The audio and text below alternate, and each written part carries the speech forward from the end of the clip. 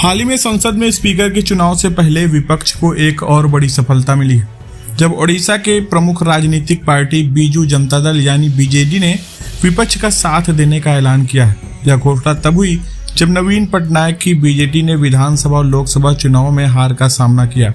बीते कुछ सालों में बीजेडी ने संसद में बीजेपी के साथ खड़ी होकर कई महत्वपूर्ण विधेयकों का समर्थन किया है। राज्यसभा में एक भी संख्या बल की कमी होती थी, बीजेडी एनडीए का समर्थन कर देती थी। हालांकि इस बार ओडिशा चुनाव में बीजेपी और बीजेडी का गठबंधन नहीं हो पाया, जिसके परिणाम स्वरूप बीजेपी ने विधानसभा चुनाव में बीजेडी को मात दे दी। भुवनेश्वर में सोमवार को नवीन पटनायक ने अपने 9 राज्यसभा सांसदों के साथ बैठक की। इसके बाद पार्टी ने बयान जारी किया कि राज्य के विकास के लिए बीजेडी सभी मामले केंद्र सरकार के सामने रखेगी। बीजेडी ने यह भी कहा कि वह संसद में 4.5 करोड़ ओडिशा के लोगों की आवाज बनेगी। बीते 10 सालों में बीजेडी ने कई बार सरकार का बाहर से समर्थन किया। एक समय बीजेपी के दिवंगत नेता सुषमा स्वराज ने कहा था, बीजेपी के अलग होने का पछतावा एक दिन नवीन पटनायक को जरूर होगा। हाल ही में दिल्ली सर्विस बिल को पास कराने में बीजेडी ने बीजेपी का साथ दिया था। इसके अलावा 3 तलाक और जम्मू कश्मीर पुनर्गठन विधेयक पर भी बीजेडी ने सरकार का समर्थन किया था।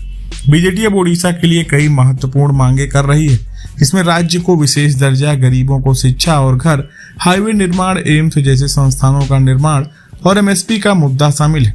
इसके अलावा राज्य के आदिवासियों के लिस्ट में 162 समुदायों को शामिल करने की मांग की गई।